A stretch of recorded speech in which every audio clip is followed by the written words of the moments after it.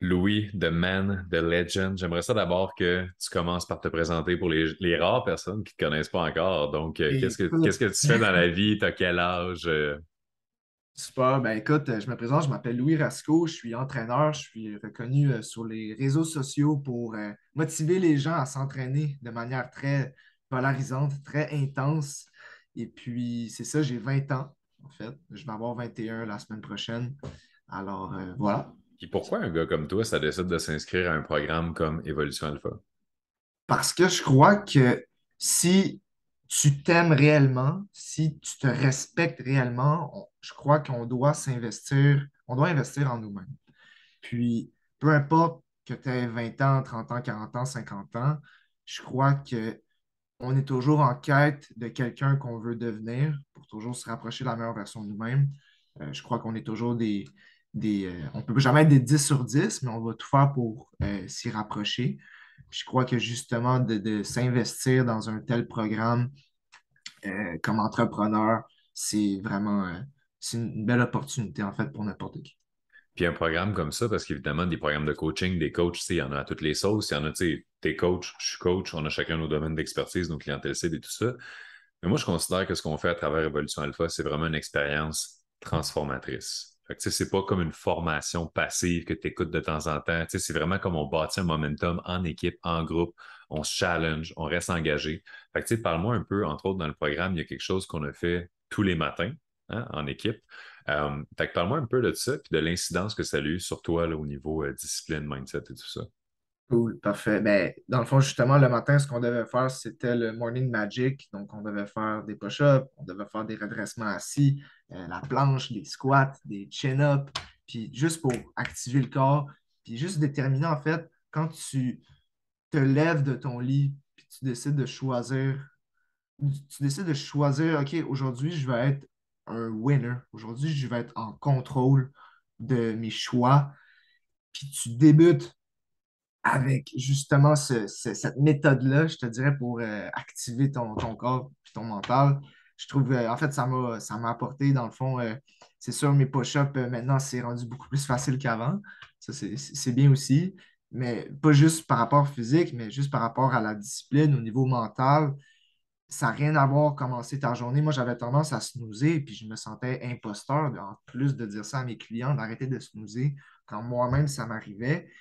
Justement, c'est sûr, le fait de commencer ta journée sans snoozer, faire le morning magic, déjà, je trouve que ça part bien parce que tu contrôles le outcome. Tu ne commences pas en étant réactif de ce qui se passe autour de toi. Hmm. Donc, cette discipline-là mentale qui vient se forger tranquillement, ça, c'est sûr, ça m'a apporté niveau business, entre autres. Ben, c'est drôle parce que tu sais, tu parles de, dans le fond, ce que tu dis se résumerait par le mot cohérence. Tu sais, est-ce que Ouais. au fil de ta journée, tu fais des choix qui sont cohérents avec qui tu es, donc ton identité, puis qu'est-ce que tu veux, donc tes objectifs. Puis en commençant la journée avec discipline, c'est que tu commences en disant, hey, je vaux la peine, je m'aime, je prends les décisions pour mon bien-être. Fait qu'ensuite, dans le reste de la journée, quand tu as des dilemmes là, entre le sac de chips ou les légumes, entre m'entraîner, skipper le gym, ben, tu as commencé en te choisissant. Fait que tu n'as pas envie de gâcher ton momentum. Tu n'as pas envie de plus te choisir. Puis là, plus la journée avance, normalement, plus souvent, c'est tough de faire des bons choix. Tandis que là, on se dit, hey, j'ai tout fait ces belles affaires-là aujourd'hui. Je ne vais pas aller gâcher ça pour une fin de soirée avec un petit craving, un snack, quoi que ce soit. Fait que, tu sais, c'est vraiment pas une approche qui est basée sur aucunement la privatisation, mais c'est juste le fait qu'on commence à tellement réellement s'aimer soi-même, en fait, puis aimer nos habitudes de vie parce qu'ils nous donnent des résultats qu'on a juste envie naturellement de continuer dans cette voie-là. Fait que, Ouais. Si je peux ah, rajouter ouais, si je vas-y. peux rajouter quelque chose, je trouve que ton approche, je la trouvais vraiment délicate, si on peut dire ça comme ça. Je veux dire, c'était tellement naturel. Mettons, dans mes vidéos, je te donne un coup de poing d'en face pour te réveiller. Toi, tu es juste passé par derrière. Tu sais, tu m'as pris par l'épaule, puis hey, on fait ça doucement ensemble. Puis une chose à la fois, t'es pas parfait, c'est correct, accepte-le maintenant. Puis Mhm. accepte le progrès qu'on va faire juste tranquillement. On est en voie on est en route vers. Puis juste ça, le fait de. Je trouve ça intéressant comme approche parce que justement, ça met moins de pression, moins de stress, de performance. tu as moins de chances de retomber aussi dans tes Mhm. vieilles habitudes minables avec cette approche.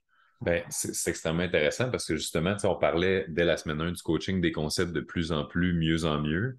Puis à travers ça, ce que ça fait, c'est que souvent, puis c'est inévitable que tu sois coach, que tu sois, peu importe le domaine dans la vie, il y a des moments où tu vas aller à l'encontre de ce qui est bon pour toi. Fait que c'est un choix alimentaire à l'encontre de tes objectifs, un choix financier à l'encontre de ce qui te rapproche de ta liberté ou quoi que ce soit. Sauf que souvent, puis c'est un peu ce que tu racontes. Quand on fait des mauvaises décisions, on s'en veut tellement, on se tape tellement sur la tête, on culpabilise, puis souvent, non seulement on prend du recul à cause de ce qu'on a fait qui était négatif, mais en plus, on se rajoute une pression, on se rajoute de la honte, on se rajoute de la culpabilité, puis on repart encore plus loin. Tandis qu'avec une approche, comme tu disais, tu sais, un peu plus accompagnatrice, tu sais, soft, mais tu sais, toujours vers l'avant, ben, ça permet d'être dans des creux, si je ne m'abuse, beaucoup moins longs puis beaucoup moins intenses. C'est un peu ça. Ouais, ouais. Fait que dis-moi, Louis, tu t'es transformé à travers le programme, intérieurement, extérieurement, business-wise. Il y a beaucoup de choses qui ont changé. Fait que parle-moi un peu au niveau de ton entreprise, au niveau de tes résultats. Parle-moi de ce qui se passait avant, puis d'où est-ce que tu en es aujourd'hui. Ben, écoute, juste à partir du premier appel qu'on a eu ensemble, ça a été vraiment. C'était magique. Je ne veux pas trop en mettre, mais je veux dire, je veux pas sonner cliché, mais en même temps, tu m'as juste apporté des réalisations par rapport à monter mes prix. Puis justement, je crois qu'il y a beaucoup de coachs, beaucoup d'entrepreneurs qui ont tendance justement à se dire que leur prix, ça devrait être. Je veux dire, ils ont tendance à se limiter par rapport au prix. Ils ne devraient pas charger plus cher pour ce qu'ils offrent comme résultat, comme valeur. Puis justement, du moment qu'on s'est appelé, j'ai augmenté mes prix. Il n'y a eu aucune différence dans mon taux de closing. Je closais comme.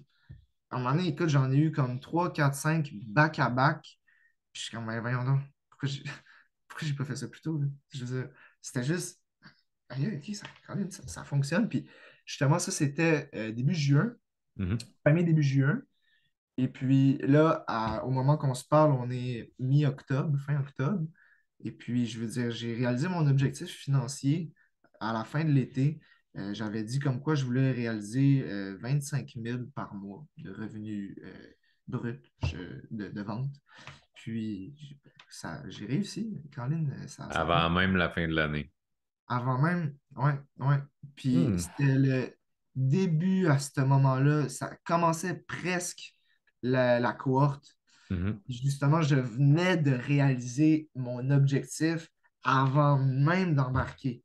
Fait que, tu Juste sais, avec la valeur en partant, c'était incroyable. Fait que, tu sais, pour mettre le monde en contexte un peu, dans le fond, là, c'est qu'évidemment, les cohortes, c'est des périodes qui sont bloquées dans le temps, mais Louis puis moi, on a eu l'occasion justement d'échanger au téléphone avant la cohorte pour, tu sais, que je te donne des trucs, tout ça, puis ces trucs-là que tu as appliqués. Toi, dans le fond, là, tu as rentabilisé ton investissement avec moi avant même d'avoir commencé le vrai Oui, processus, oui. genre.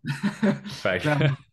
c'est quand même, tu sais, est-ce que tu hésites? Ben, comme moi, peu importe ce qui se passe pendant les 7 semaines, je suis déjà rentré dans mon argent, tu sais, c'est quand même un bon. Ouais.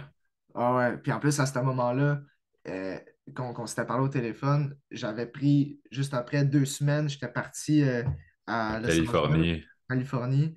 Puis j'ai pris du temps pour moi, j'étais sur la plage, j'écrivais plein de trucs, puis je repensais à notre appel. Puis juste ça, ça m'a mis dans un mode que, aïe, aïe, parfait, je suis déjà groundé à réaliser mon objectif.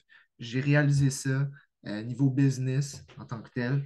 Puis c'est ça, une fois que la courte a commencé, ben là, c'est plus d'autres trucs qui est apparu par la suite, là, mis à part la business, là. Justement, au niveau mindset, qui est quelque chose de beaucoup abordé dans la cohorte, tu sais, parle-moi un peu de ce qui s'est passé au niveau mental dans ton expérience. Comment tu as évolué? Qu'est-ce qui a changé en toi? Y a-tu des croyances qui ont changé? Y a-tu une partie de toi que tu dis, ah, ça, j'ai laissé ça dans le passé, maintenant je passe à autre chose? Je te dirais, c'est l'aspect.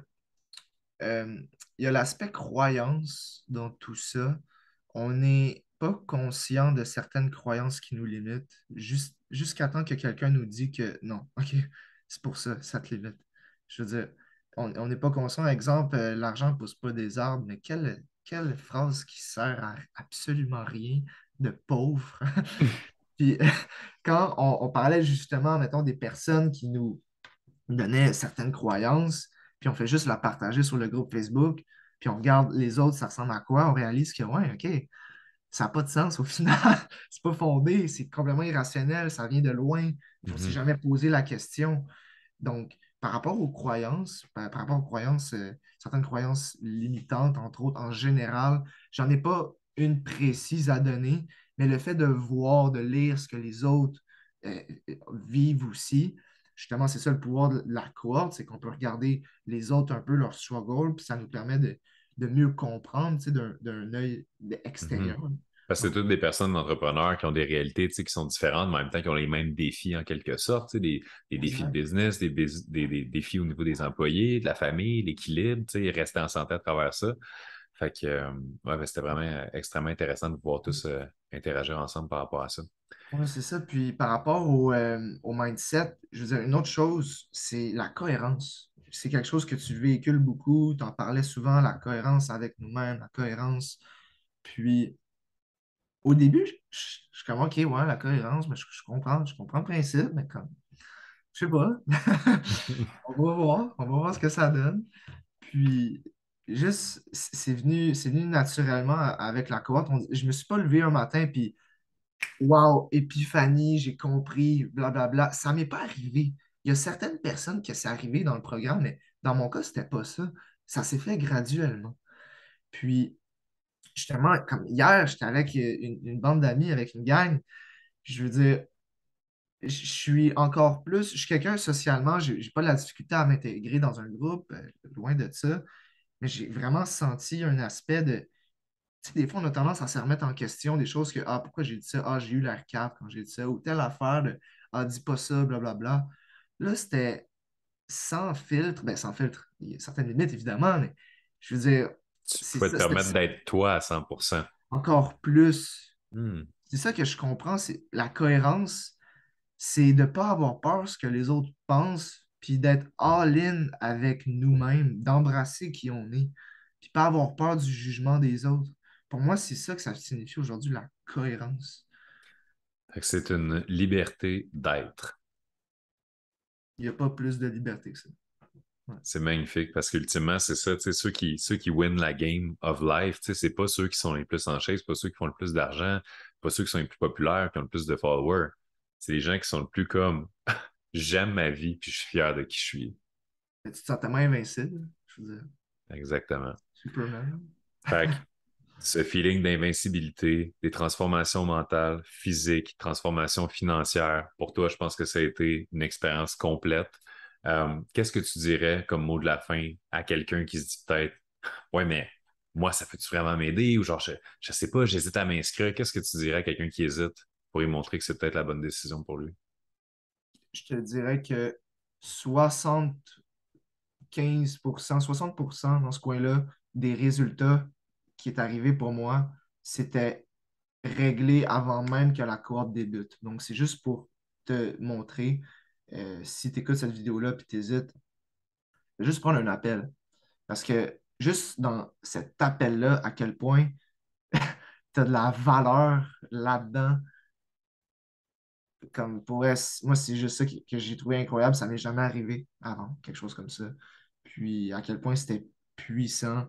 Donc, tu n'as absolument rien à perdre. Juste prends un appel, puis je veux dire, c'est cool au bout, là. Je veux dire, t'as pas à t'inquiéter quoi que ce soit. Si tu as besoin de certains changements ou même pas, tu sais, moi, c'est vraiment pour progresser encore De plus. l'optimisation. L'optimisation. Je sens pas que je sens quand même que j'ai une bonne base de mindset, puis je voulais l'optimiser. Si tu juges que tu as un bon mindset, fais-le quand même. Parce que il y a plein de choses. Puis avec le groupe, le réseautage, en plus, que ça développe, qu'il y a de la valeur en plus là-dedans, on n'en a même pas parlé, euh, ça peut ouvrir beaucoup de portes. Des choses que tu n'aurais peut-être pas pensé. Puis ça fait juste réveiller. Ah, OK, j'avoue, j'avais pas vu ça de même. Ça, ça peut être quand même des questions que tu te poses, $1 million question, là, tu sais. Hmm. Donc, un client satisfait. Rock and roll. All right, merci beaucoup, Louis. Ça a été un plaisir. Puis je te souhaite le meilleur des succès pour la suite. Continue comme ça. Tu es en train de tout casser, mon gars. Fait que je sais que tu es inarrêtable. You got this. Thanks, man. C'est cool.